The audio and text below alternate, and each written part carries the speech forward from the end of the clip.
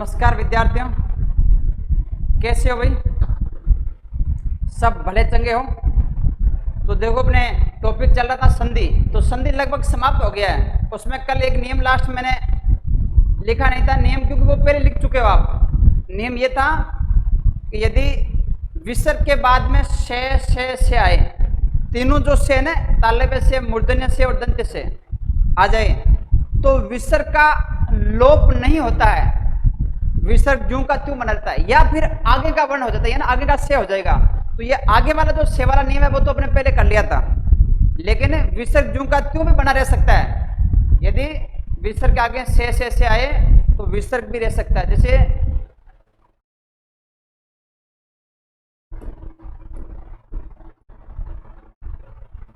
मान लो ऐसे आ गया निधन शुल्क, तो ये निःशुल्क दोनों प्रकार से शुद्ध है भाई।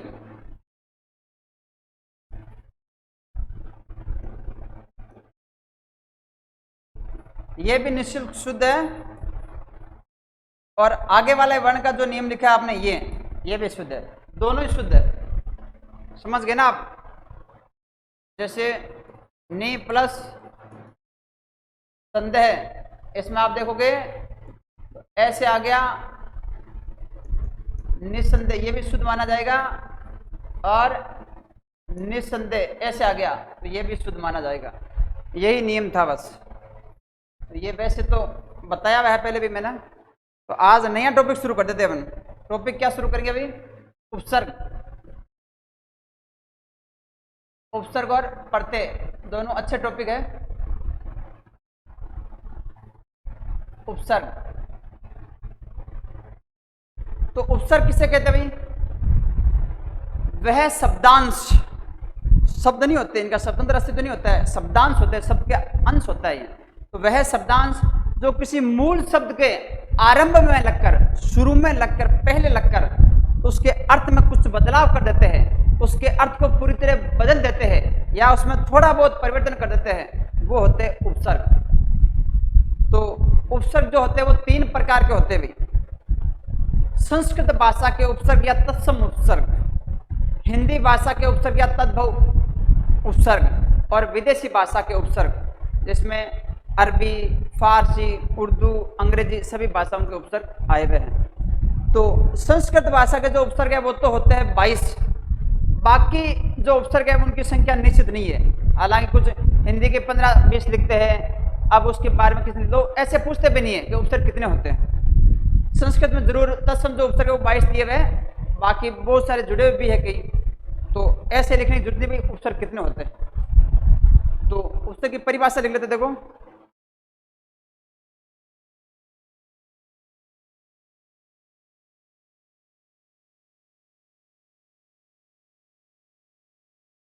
वह शब्दांश, शब्दांश जो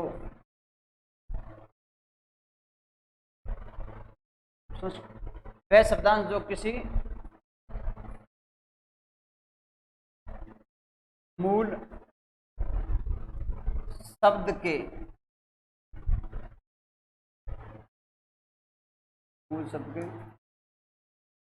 पहले, इस पहले के कई नाम हो सकते हैं। देखो, इस पहले को आरंभ भी कह सकते हैं, इस पहले को आदि भी कह सकते हो आप, इस पहले को पूर्व भी कह सकते हो आप, इस पहले को शुरू भी कह सकते हो आप, शुरू में।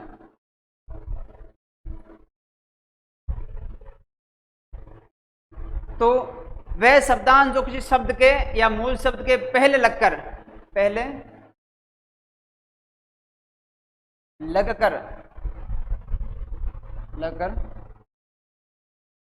उसके अर्थ में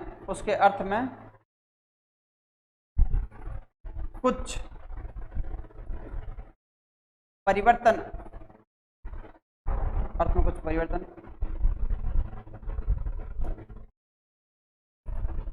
कर देते हैं, या अर्थ में कुछ परिवर्तन कर देते हैं, या उसके अर्थ को पूर्ण रूप से बदल देते हैं। वह शब्दांश जो किसी शब्द के मूल शब्द लिख दिया तो भी चलेगा, शब्द लिख दिया तो भी चलेगा।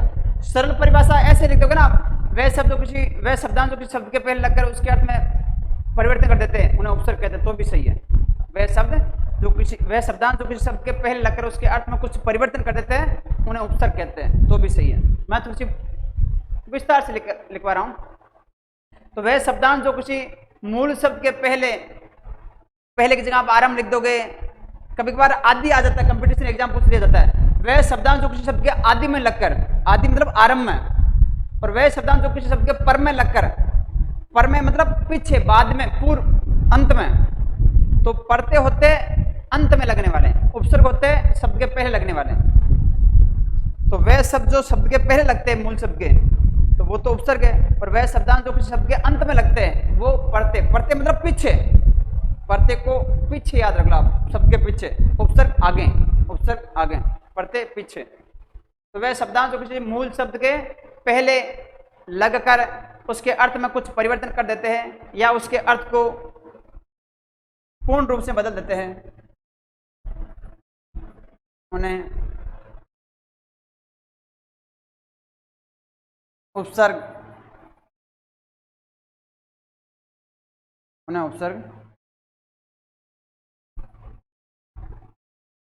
कहते हैं।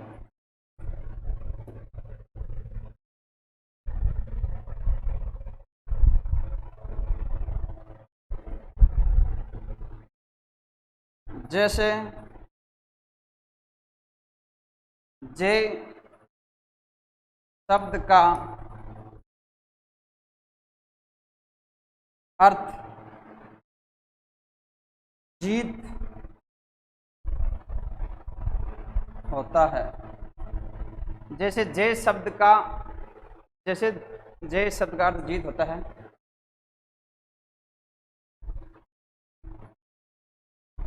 लेकिन इसमें परा उपसर्ग जोड़ने पर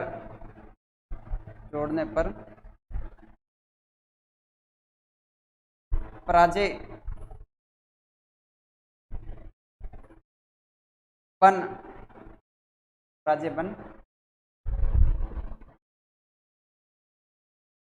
जाएगा, जिसका अर्थ जीत के ठीक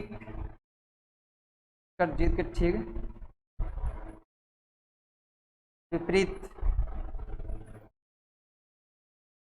हार होगा। तो वह शब्दांश जो किसी शब्द के पहले लगकर उसके अर्थ में कुछ परिवर्तन कर देते या उसके अर्थ को पूरी तरह बदल देते हैं, कभी बार कुछ परिवर्तन भी करते हैं। जैसे शुद्ध में भी उपसर्ग लगा दिया, विशुद्ध, तो कोई ज्यादा पूर्ण रूप से बदला नहीं है, शुद्ध भी वही है, विशुद्ध यानी पूर्ण रूप से शुद्ध। तो थोड़ा बहुत परिवर्तन भी करते हैं या पूर्ण रूप से भी बदल देते हैं। जैसे इसमें पूर्ण रूप से बदल दिया, लेकिन कभी बार पूर्ण रूप से नहीं बदलते। जैसे शुद्ध में भी उपसर्ग लगा तो विशुद्ध बनेगा, तो ज्यादा कोई परिवर्तन नहीं हुआ है, मिलता जुलता अर्थ भी उसमें आ जाता है। तो आगे देखो,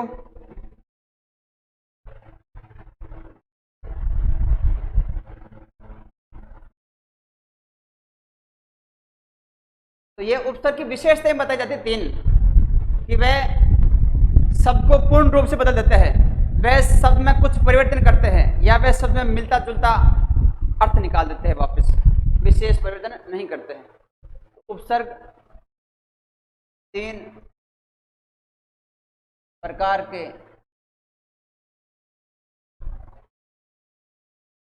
होते हैं। उपसर्ग 3 प्रकार के होते हैं। वो 3 प्रकार कौन कौन से भी? तत्सम या कह सकते हो संस्कृत भाषा के उपसर्ग, संस्कृत भाषा के उपसर्ग। दूसरे है तद्भव या कह सकते हो हिंदी भाषा के उपसर्ग। तीसरा जो है वो है विदेशी भाषा के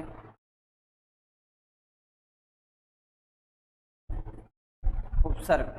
अब इसमें कौन कौन से आते हैं देखो, उर्दू, फारसी, अरबी,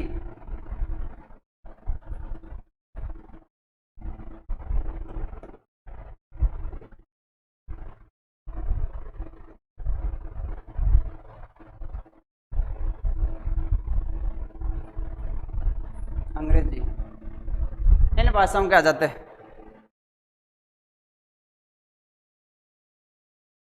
सबसे पहले लिखेंगे भाई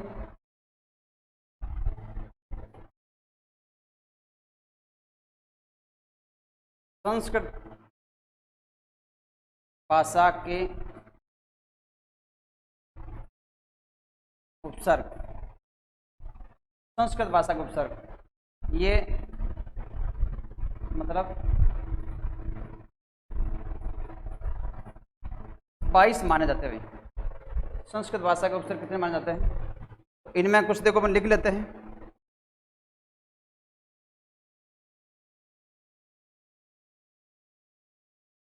आठ तो होते हैं। ए में कौन कौन से आ जाते हैं? अति,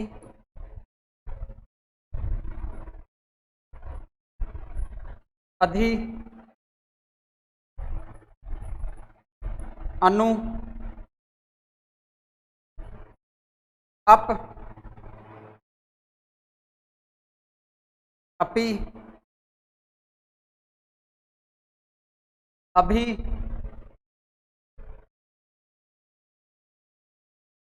अभी, अव और आ। अति, अधि, अनु, अप,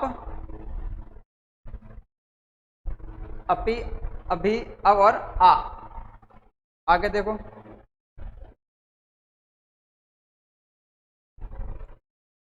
चार हो जाते हैं। कौन से? ये पे वाले कौन से होते हैं? एक तो आ जाता है प्रे, एक आ जाता है प्रति, एक आ जाता है परा और एक आ जाता है परी। चार हो गई ये, 8 4 12।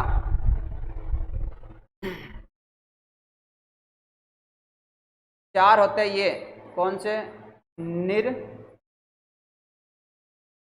निस, दुर और दुस वाले।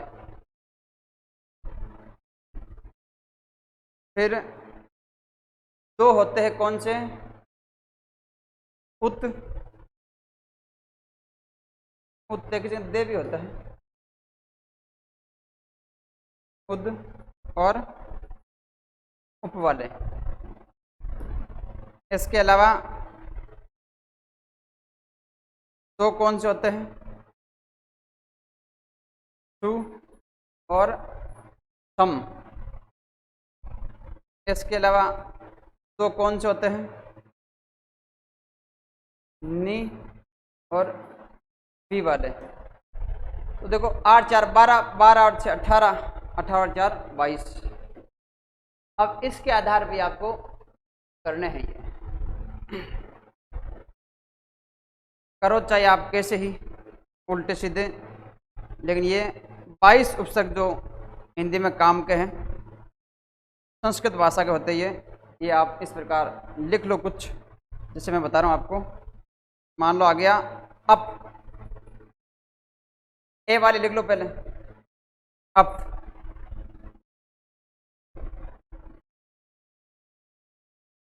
यहां आएगा देखो क्रम संख्या, यहां उपसर्ग, यहां अर्थ और यहां निर्मित शब्द। तो देखो क्रम संख्या भूल भी जाए तो टेंशन मत लेना। पहले लिखते भाई अपका। अपका अर्थ क्या बनेगा भाई? अपका अर्थ है बुरा या विपरीत, बुरा या विपरीत। तो अब से बना दो कुछ, जैसे अपकार,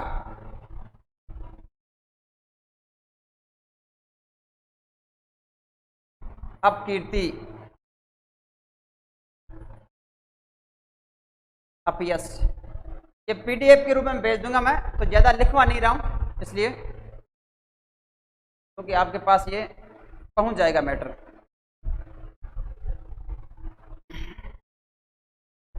आगे करते हैं। अनु, अनु का अर्थ होता है पीछे या समान। तो अनु के लिख लो कुछ।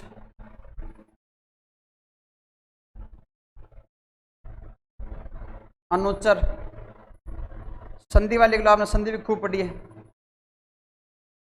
अन्वीक्षण, अनु प्लस इक्षण, अन्वीक्षण, यण सवर संधि वाला। अनुवाद,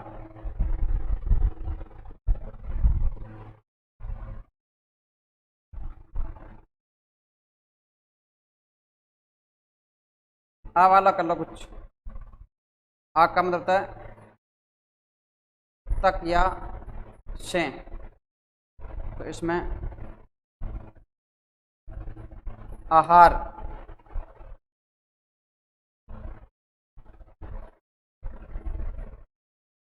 आरक्षण, आजीवन, आवास, आहार।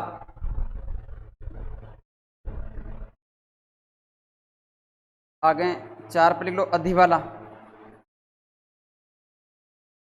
अधि में क्या लिखोगे? प्रधान या श्रेष्ठ, प्रधान या श्रेष्ठ। प्रधान या श्रेष्ठ में देखो अधिनियम,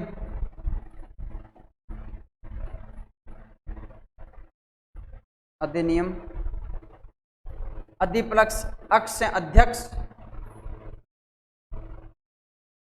अधि प्लस आपक से अध्यापक। संधियों में किए हुए आपके बहुत सारे। 5 पर कर लो अभी,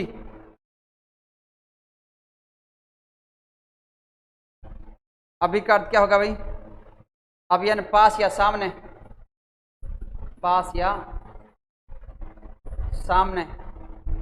लिख लो 2-3, जैसे अभिमान, अभियान, अभियोग।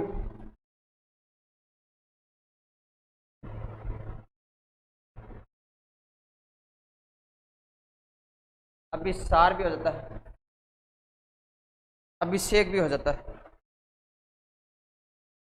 अभी प्लस आस अभ्यास भी हो जाता है, अभियुक्त भी हो जाता है, अभिष्ट भी हो जाता है, अभी प्लस इष्ट।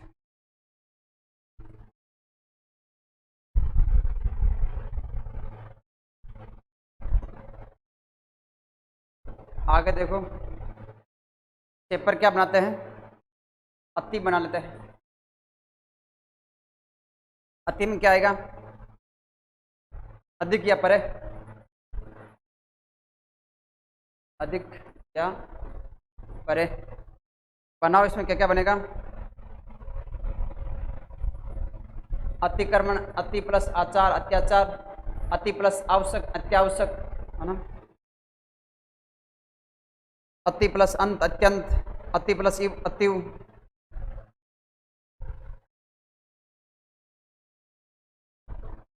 अत्यावश्यक,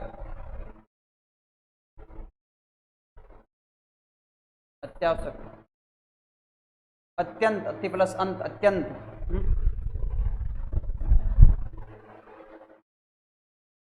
सात पर लिखो भाई, क्या लिखोगे?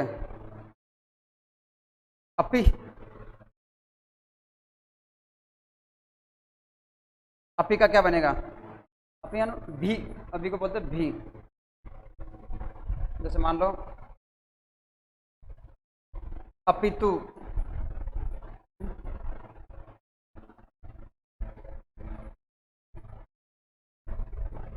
अपिधान, अपिधान बोलते हैं वैसे ढक्कन को, ढक्कन।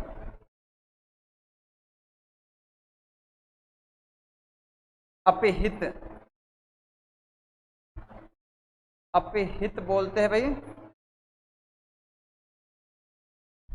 ढका हुआ, अपिहित है ना, ढका हुआ।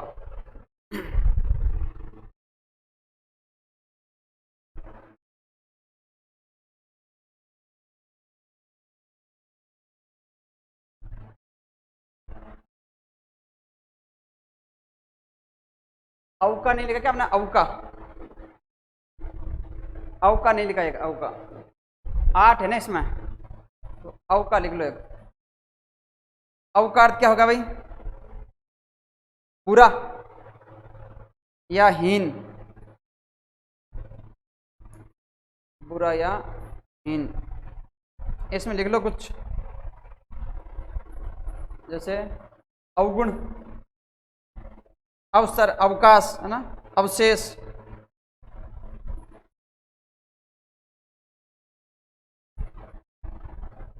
अवशेष।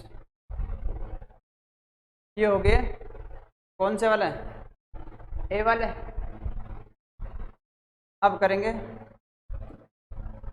पे वाले। तो पे वालों में देखो, सबसे पहले नो पर कर लो प्रे।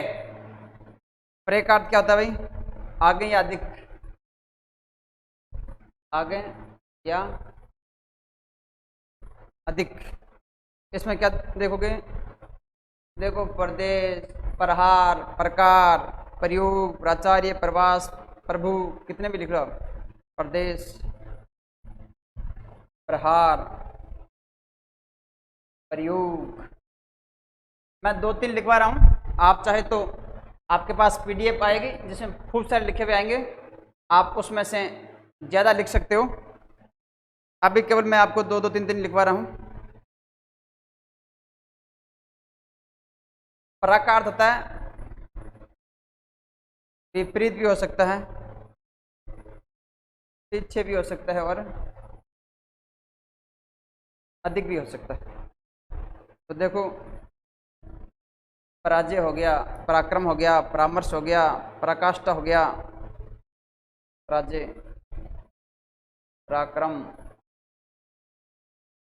परामर्श।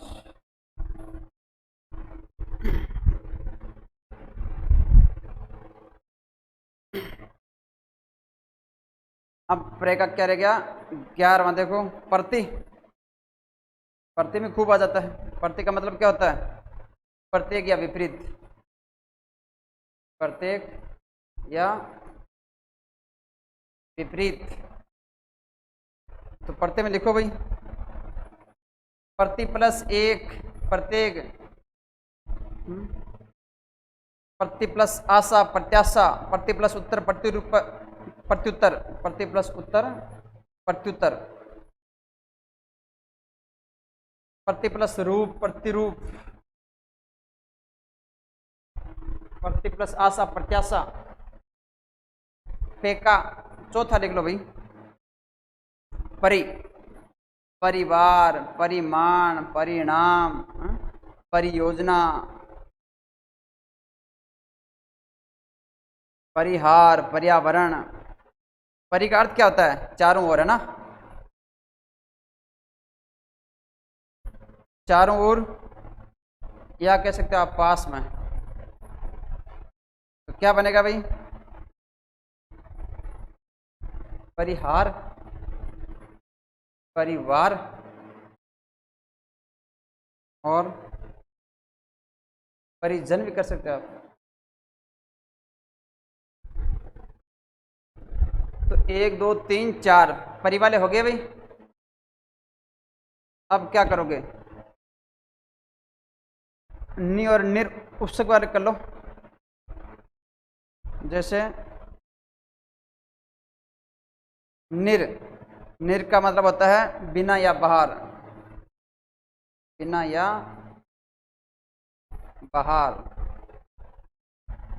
संधि वाले कर लो आप, संधि खूब लिखी है आपने। जैसे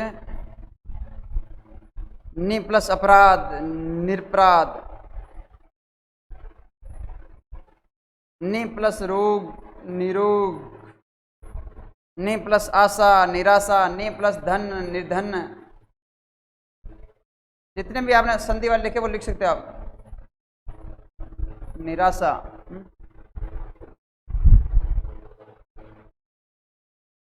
शब्द पर लिखो आप, निस। निर का हो गया निस, निस का मतलब बिना या बाहर। अर्थ लगभग सेम से होते हैं, बिना या बाहर। इसमें भी संधि वाले लिख लो आप। नि वाले जितने भी संधि लिखा ना, नि प्लस चे निश्चय, नि प्लस शुल्क, ऐसे भी आ जाता है, विसर्ग घटता नहीं है इसमें। नि प्लस कर्ष निष्कर्ष, नि प्लस शस्त्र निशस्त्र, नि प्लस तेज निस्तेज। इसके अलावा आप दूर और दुष्ट वाले कर लो। दूर मतलब कठिन, कठिन। पूरा या विपरीत। 1 2 लिख लो। दू प्लस आशा से क्या बनेगा, दुराशा। दू प्लस आग्रह से दुराग्रह। दुर प्लस जन से दुर्जन। दू प्लस घटना से दुर्घटना।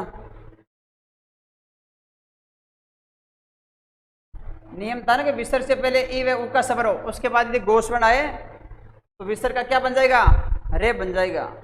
तो वो वाला नियम वाले सारे लिख लो इसमें। विद्युर है, विद्युर। एक कर लो दुष्ट वाला। दुष्ट का मतलब क्या होगा, वही, इसमें थोड़ा सा बुरा हो जाता है, बुरा, विपरीत या कठिन, ये सेम ही है, मतलब अंतर नहीं आता इसमें। दू वाले कर लो, से वाले दुष्चरित्र, से चाहे कोई से भी हो, सभी चल जाते हैं इसमें। जैसे दुष्चरित्र, दुष्परिणाम, दुस्साहस।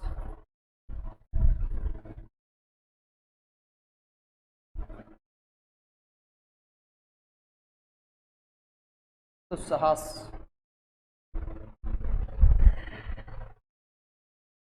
तो दुर और दुष्ट वाले हो गए। अब देखो, एक कर लेते ये सम वाला और सु वाला। सम यानी अच्छी तरह, या लिख सकते हो आप पूर्ण शुद्ध ना,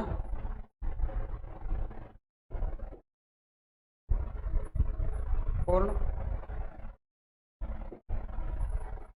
शुद्ध, पूर्ण शुद्ध। तो लिख लो कुछ। से अनुस्वार वाली जो संधि करी ना अपने, जिसमें सबके ऊपर अनुस्वार आता है, वो सब बन जाएंगे इसमें। सम प्लस मान, सम्मान। कितने लिख लो चाहे आप संधि में देखकर। सम प्लस कल्प, संकल्प। सम प्लस कृत, संस्कृत। सम प्लस योग, संयोग है ना। सम प्लस श्लेषण, संश्लेषण। ये अनुस्वार वाले तो 3 4 नियम आपने लिखे थे, वो सभी के सभी इसमें आ जाएंगे, इसलिए मैं ज़्यादा नहीं लिख पा रहा हूँ आपको। आप खुद पीडीएफ भेजूंगा, उसमें से देख के कर लेना आप चाहिए तो यानी अच्छा या सरल। इसमें भी आप सुपसर्ग वाले भी खूब है। आप सरल लिखोगे तो सुमन, सु प्लस आगत स्वागत। सु प्लस अल्प स्वल्प,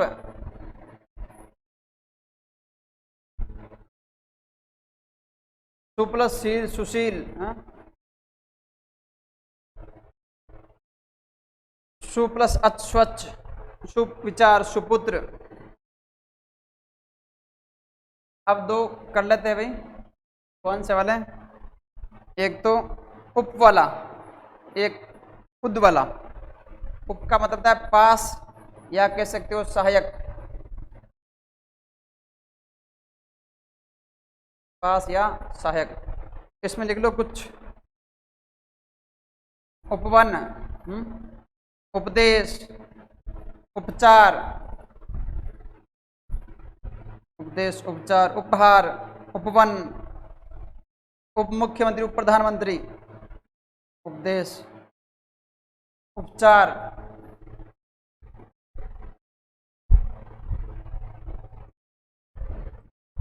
एक उप वाला हो गया, एक उद वाला। उद वाला, उद का मतलब ऊपर, ऊपर कह सकते या श्रेष्ठ, ऊपर या श्रेष्ठ। तो उद का भी लिख लो आप, उद वाली संधि भी पढ़ी अपने। उत धनपन उत्पन्न, उद धनपन मतलब देख ते बना था, यदि आगे के कहते थे से आ रहे थे। उद धनपन उत्पन्न, उत धन योग उद्योग, ते दे वाली संधि थे ना, ते और दे वाली, उसमें देखो आप, उसमें सारे आ जाएंगे इसमें उल्लेख। इसलिए इसमें कई जगह आपको ते भी दिया जा सकता है, उत, उद और उत दोनों सही है। संस्कृत मानते हैं तो वो अधिकतर उत मानते हैं, और ये हिंदी मानते हैं इसको, उत को।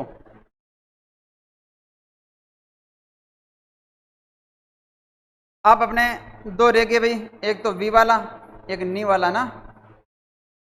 वी वाला क्या बनेगा?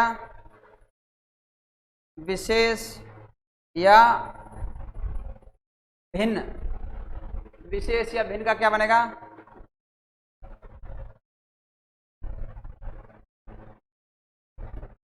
विशेष या भिन्न में देखो आगे लिख लेते हैं।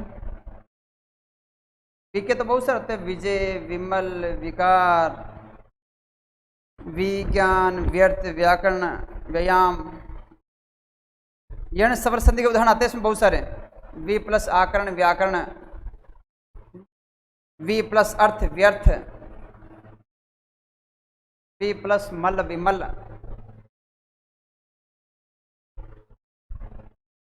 और लास्ट कर लेते भैया नी वाला। नी में क्या है? बड़ा या विशेष। इसमें भी कुछ लिख लो, जैसे नियम, निगम, निवास, निधन, नी प्लस आय न्याय, नी प्लस अस्त न्यस्त, नी प्लस रोध निरोध, नी प्लस रूढ़ निरूढ़। तो ये हो गए भाई अपने संस्कृत वाले उपसर्ग।